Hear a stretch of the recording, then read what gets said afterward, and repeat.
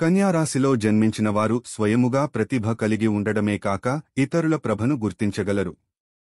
ఏ పనికి ఎవరు సమర్థులో వీరు చక్కగా నిర్ణయించగలరు. బధుప్రీతి అధికముగా ఉంటుంది. గణితములో ప్రజ్ఞ అధికముగా ఉంటుంది. మంచి జ్ఞాపక శక్తి కలిగి ఉంటారు.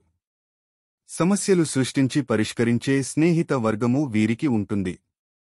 ఇతరుల నేర ప్రవృత్తిని చక్కగా గుర్తించగలిగిన నేర్పు ఉన్నా దానిని రుజువు చేసే ప్రయత్నము చేయలేరు. రచయితగా, లేఖికునిగా రాణిస్తారు. పత్రికా రంగములో రాణించగలరు. అకౌంటు, ఆర్థిక లెక్కలకు సంబంధించిన వృత్తి ఉద్యోగాలలో నైపుణ్యము కలిగి ఉంటారు. ప్రభుత్వ, ప్రైవేటు రంగానికి సంబంధించిన వీరు స్కీములను చక్కగా వినియోగించగలిగిన నేర్పరులు. ప్రభుత్వ రంగములో ఉన్న లోపాలు ఇబ్బందులు కలిగిస్తాయి. ఆర్థికపరమైన వ్యవహారాలలో చక్కని నేర్పు ఉంటుంది. ధనమును చక్కగా వినియోగించగలిగిన నేర్పరితనము వీరి సొత్తు. మధ్యవర్తిత్వ సంతకాలు ఇతరులకు హామీ ఉండుట వంటివి వీరికి నష్టము కలిగిస్తాయి. ఇతరులను త్వరగా నమ్మకపోయినా ఇతరులను నమ్మి మోసపోతారు. ఆధ్యాత్మిక గురువులకు సంబంధించిన వ్యవహారాలు మేలు చేస్తాయి. అంతర్గత రాజకీయాలు ఇబ్బందులకు గురిచేస్తాయి. రాజకీయ రంగములో పురోగతి సాధించిన పిదప వీరిని బయటకు పంపే ప్రయత్నాలు కొనసాగుతాయి.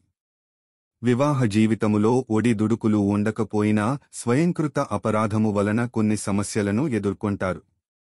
శుక్రదశ యోగిస్తుంది. మధ్య వయసు నుండి విలాసవంతమైన జీవితము గడుపుతారు. ఆపదలలో ఉన్న స్త్రీలను ఆదుకుని ఇబ్బందులకు గురి అవుతారు. ముద్రణ, టెండర్లు, ఒప్పంద పనులు కలిసి వస్తాయి. సినీ, కళా రంగాలలో ప్రతిభను నిరూపించుకుంటారు. వీరి ఆశయాలకు అనుకూలంగా నడిచే బలమైన అభిమాన వర్గమును ఏర్పరచుకుంటారు. వ్యాపార దక్షత కలిగి ఉంటారు. వ్యాపారాన్ని చక్కగా విస్తరిస్తారు.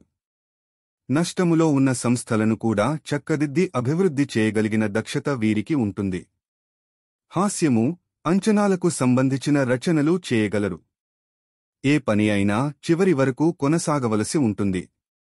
పనులు చక్కదిద్దటములో కొద్దిపాటి నిర్లక్ష్యము చూపించినా నష్టపోగల అవకాశము ఉంది.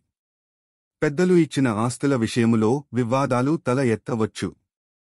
ఆస్తులు అన్యాక్రాంతమయ్యే అవకాశం ఉంది. గృహం మీకు నచ్చిన విధముగా తీర్చిదిద్దుకుంటారు. ఉత్తర, దక్షిణ దిక్కులు కలసి వస్తాయి. కుజదశలో రవాణా వ్యాపారము కలసి వస్తుంది. విష్ణు ఆరాధన, గణపతి ఆరాధన వలన సమస్యలను అధిగమించవచ్చు.